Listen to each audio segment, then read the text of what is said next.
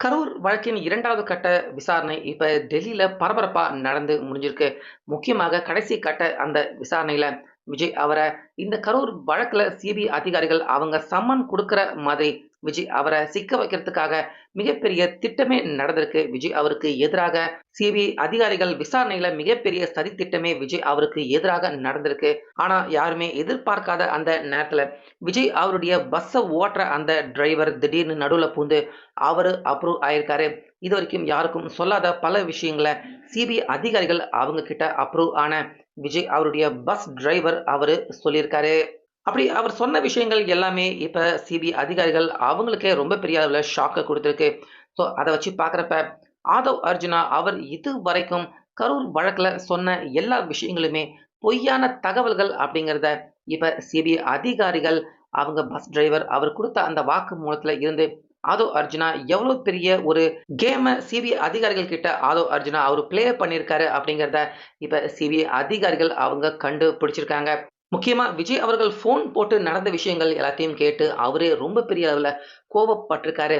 அந்த அளவுக்கு ஒரு சினிமாவ மிஞ்சக்கூடிய ஒரு பரபரப்பான கிளைமாக்ஸ நெருங்கி தான் இப்ப கரூர் வழக்கின் அந்த பரபரப்பான சிபிஐ அதிகாரிகள் அவங்களுடைய விசாரணை 3 நாள் பரபரப்பான விசாரணை நிறைவடைஞ்சிருக்கு.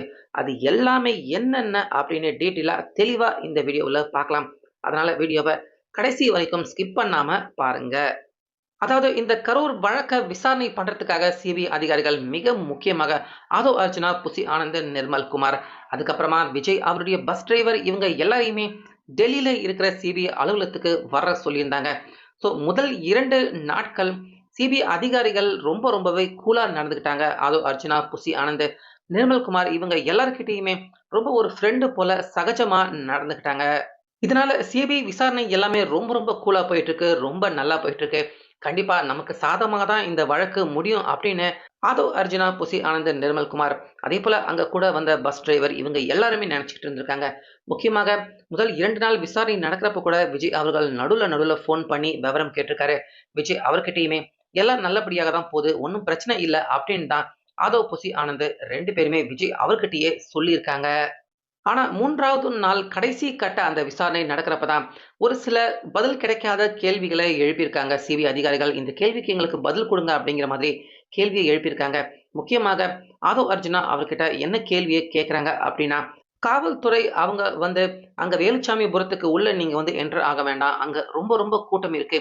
அதனால ஒரு 1/2 கிலோமீட்டர் முன்னாடியே இங்கேயே நின்டு பேசிட்டு போயிடுங்களேன் அப்படின்னு காவல்துறை அவங்க உங்ககிட்ட வலியுறுத்தினதா சொல்றாங்க. அதற்கான ஆதாரத்தையும் அவங்க குடுத்திருக்காங்க. அப்படின்னா, அந்த விஷயத்த காவல்துறை நேரடியாக விஜய் அவர்கிட்ட சொன்னாங்களா? இல்ல ஆதவ் அர்ஜுனா அவர்கிட்ட சொன்னாங்களா? அப்படின்னு நேரடியாக ஆதவ் அர்ஜுனா, அதேபோல புசி ஆனந்த் இவங்க எல்லாரையும் வச்சு இந்த மிக முக்கியமான கேள்விய சிபிஐ அதிகாரிகள் கேட்கறாங்க.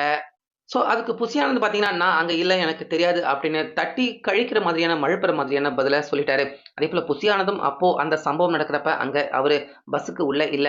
ஆனா விஜய் அவர் கூட இருந்தது யாரு அப்படின்னு பார்த்தீங்கன்னா, ஆதவ் அர்ஜுனா, அதேபோல பஸ் டிரைவர். அதனால அவங்க கிட்ட கேள்வி கேட்கறாங்க. போலீஸார்கள் அவங்க இந்த விஷயத்த உங்ககிட்ட சொன்னாங்களா? அப்படின்னு கேட்கிறப்ப, ஆதவ் அர்ஜுனா அவருமே கூட அந்த விஷயத்த தட்டி கழிக்கிற மாதிரி, அதாவது தான் தப்பிச்சுக்கிட்டா போதும், விஜய் அவரு மாட்டிக்கிட்டா பரவால்ல அப்படிங்கிற மாதிரியான பதில தான் சொல்லியிருக்காரு.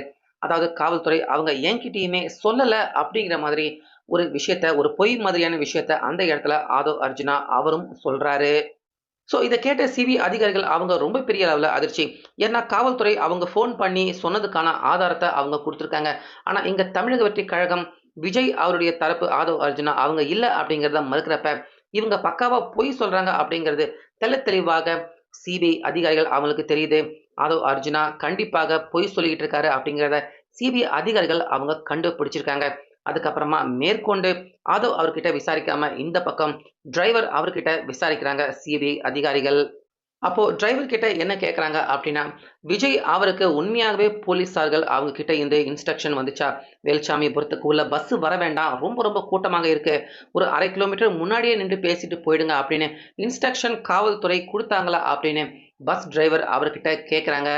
ஏன்னா அப்போதைக்கு பஸ்ல இருந்தது ஆதவ் அர்ஜுனா, விஜய் அதுக்கப்புறமா பஸ் டிரைவர். இவங்க 3 பேருக்கு மட்டுமே தான் அந்த விஷயம் தெரிஞ்சிருக்கும் அப்படின்னு திருவி சிபிஐ அதிகாரிகள் கேள்வி கேட்கறாங்க. அப்ப சிபிஐ அதிகாரிகள் அவங்க டைரக்ட்டாகவே பஸ் டிரைவர் அவர்கிட்ட கேட்கறாங்க. "ஃபோன் வந்துச்சா? இல்லையா?"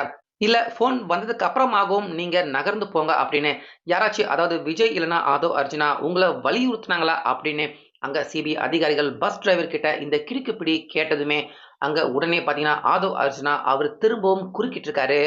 அதாவது பஸ் டிரைவர் அவர பதில் சொல்ல விடாம ஆதவ் அர்ஜுனா, அவர் கொஞ்சம் டென்ஷனா இருக்காரு, பதட்டமா இருக்காரு அப்படின்னு நடுவுல குறுக்கிட்டு, டிரைவர் சொல்ல வேண்டிய அந்த பதில ஆதவ் அர்ஜுனா அவர் சொல்ல முயற்சி பண்ணியிருக்காரு.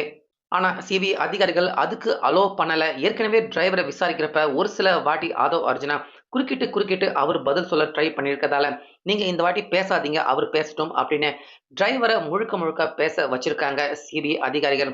அப்பதான் டிரைவர் அவரு கம்ப்ளீட்டாக அவரு அப்ரூவர் ஆகுற மாதிரியான பதில குடுத்திருக்காரு. அதாவது போலீஸார்கள் அவங்க கிட்ட இருந்து ஃபோன் வந்தது உண்மதான். அதாவது உண்மையாகவே போலீஸார்கள் அவங்க ஃபோன் பண்ணி சொல்லியிருக்காங்க. விஜய் அவருடைய அந்த கேபினுக்கு இருக்கிற அந்த ஃபோனுக்கே நேரடியாக ஃபோன் பண்ணி பேசியிருக்காங்க. அப்ப ஆதவ் அர்ஜுனா அவரும் பக்கத்துல இருந்திருக்காரு. விஜய் அவருமே கூட இருந்திருக்காரு. பஸ் டிரைவர் அவரும் விஷயத்த கவனிச்சிருக்காரு. போலீஸார்கள் ஃபோன் பண்ணி கூட்டம் ரொம்பவே அதிகமாக இருக்கு. நீங்க இவ்வளவு நீளமான பஸ்ஸ உள்ள கொண்டுட்டு போனீங்கன்னா, கண்டிப்பாக ஒரு அபாயகரமான சூழல மக்கள் நடுவுல ஏற்படுத்தும். அதனால ஒரு 1/2 கிலோமீட்டர் 400 மீட்டர் முன்னாடியே நின்று பேசிடுங்க அப்படின்னு போலீசார்கள் வலியுறுத்தியிருக்காங்க. அந்த விஷயத்த பஸ் டிரைவர் அவருமே கூட உறுதி பண்ணியிருக்காரு.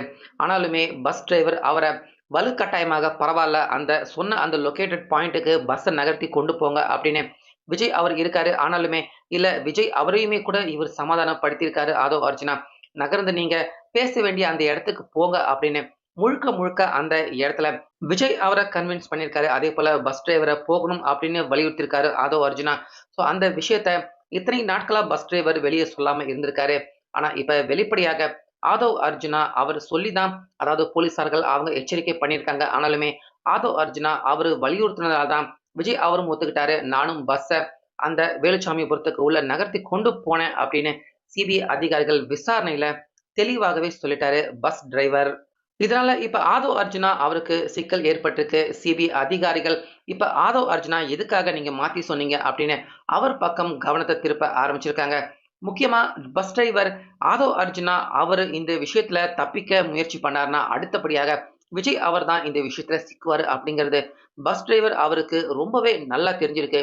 ஏன்னா ஆதவ் அர்ஜுனா போலீஸார்கள் ஃபோன் பண்ணல, அவங்க சொல்லல அப்படின்னு சொல்லிட்டா, அடுத்து சிபிஐ அதிகாரிகள் அவங்க ரெடியா விஜய் அவருக்கு சம்மன் அனுப்ப தயாராக இருக்காங்க. அதனால கண்டிப்பா விஜய் அவர காப்பாத்தணும் அப்டின்னா, ஆதவ் அர்ஜுனா அவர் பொய் சொல்லிட்டு இருக்காரு. அந்த விஷயத்த வெளிய கொண்டு வரணும் அப்டின்னு திடீர்னு சிபிஐ அதிகாரிகள் அவங்களே எதிர்பார்க்காத இந்த விஷயத்த இப்ப பஸ் டிரைவர் அவரு வெளிப்படையாக இந்த விஷயம் உண்மைய சொல்லியிருக்காரு. இதனால ஆதவ் அர்ஜுனா அவர் பக்கம் இப்ப சிபிஐ அதிகாரிகள் அவங்க திரும்ப ஆரம்பிச்சிருக்காங்க. அதேபோல இந்த ஜனவரி முதல் வாரத்துல சிபிஐ அதிகாரிகள் விஜய் அவருக்கு சம்மன் குடுக்கறதுக்கான வாய்ப்பு இருக்கு அப்டிங்கிற தகவல்கள் வெளியாயிட்டு இருந்தது. ஆனா சிபிஐ அதிகாரிகள் இப்ப விஜய் அவருக்கு சம்மன் தரத்துக்கான வாய்ப்பு குறைஞ்சிருக்கு. அதேபோல இப்ப அடுத்த 2வது கட்ட விசாரணை இந்த ஜனவரி முதல் வாரத்துல துவங்க இருக்கு. அப்ப கம்ப்ளீட்டாக ஆதவ் அர்ஜுனா அவர் தான் சிபிஐ அதிகாரிகள் விசாரணை பண்ண இருக்காங்க முழுக்க. அப்படி ஆதவ் அர்ஜுனா அவர கம்ப்ளீட்டாக விசாரணை பண்றப்ப, ஒருவேளை இது எதர்ச்சியாக நடந்த விஷயம் அப்படின்னா பரவால்ல. ஆனா, ஒருவேளை இது வந்து ஒரு திட்டமிட்ட சதியாக இருக்கும் பட்சத்துல, நிச்சயமாக பின்னாடி இருக்கிற திமுக அந்த மிகப்பெரிய புள்ளி நபர் யாரு அப்படிங்கிறது கண்டிப்பாக வெளிய தெரிய வரும் அப்படிங்கிற மாதிரி தான் அரசியல் விமர்சகர்கள் சொல்றாங்க. அது மட்டும் இல்லாம ஆதவ் அர்ஜுனா கண்டிப்பாக ஒரு திமுக ஸ்லீப்பர் செல்ஸாக இருக்கும் அப்படிங்கிற மாதிரியும், விஜய் அவர் கூடவே இருந்து எங்க கால வாரி விட்டுருவாரோ அப்படிங்கிற மாதிரி தான் கருத்துக்கள் தொடர்ந்து வெளிவந்த வண்ணம் இருக்கு ஆதவ் அர்ஜுனா அவர பத்தி. அதேபோல கரூர் வழக்குல சிபிஐ அதிகாரிகள் அவங்க கிட்டயுமே ஆதவ் அர்ஜுனா முன்னுக்கு பின் முரணாக அவர் பதில் சொல்லியிருக்காரு.